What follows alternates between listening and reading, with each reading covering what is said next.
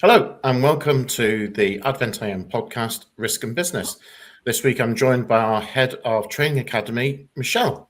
Why don't you just start by, because we haven't done a podcast with you before, just saying a little bit about your role here at Advent.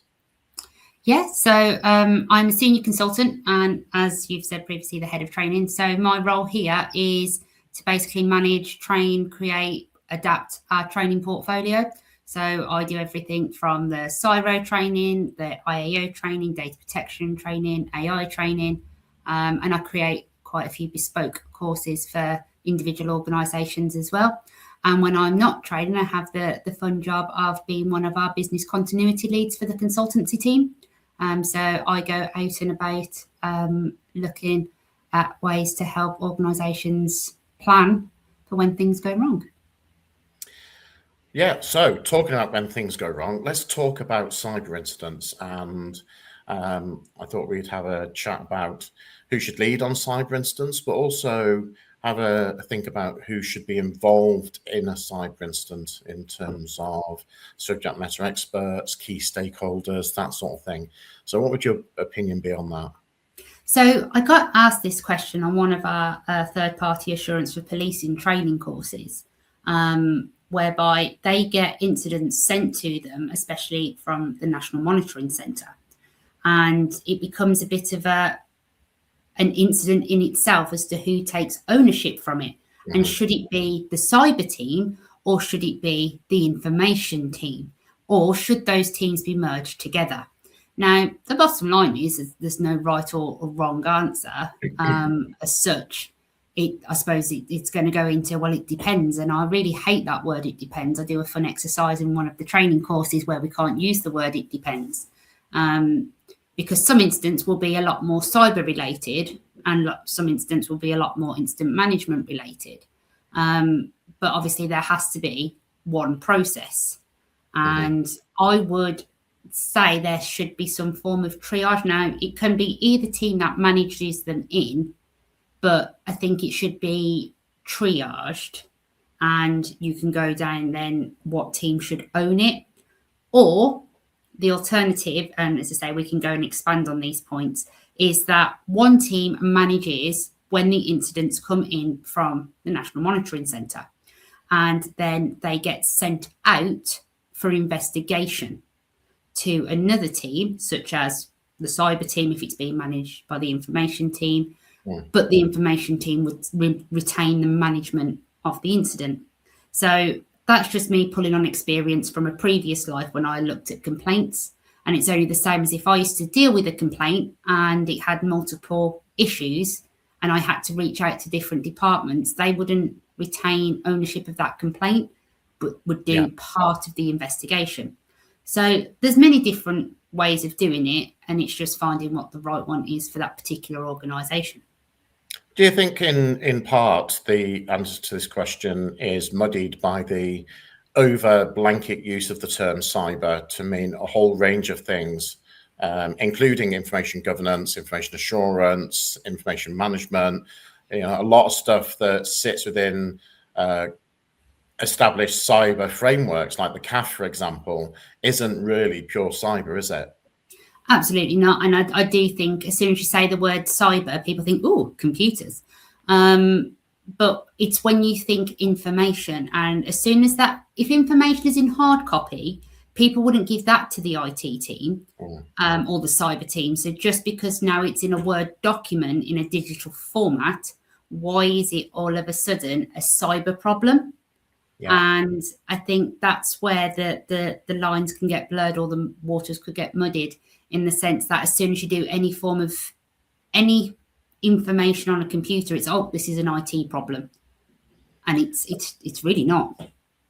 No, I agree. And how important do you think is training of incident response teams to make sure everybody understands the role they play in this? I think it's not done enough.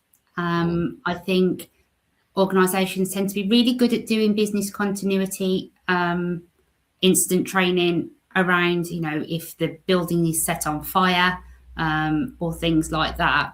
But what happens when the incident happens on a technical capacity?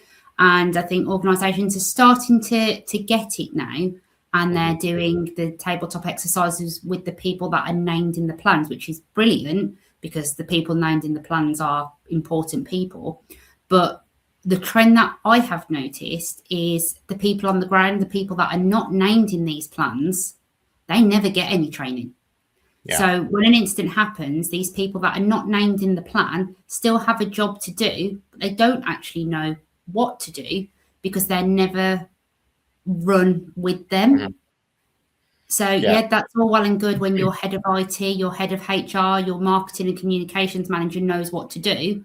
But what about Tom, Dick and Harry, who are your frontline workers who are going, oh, something's happening. Well, what do we have to do?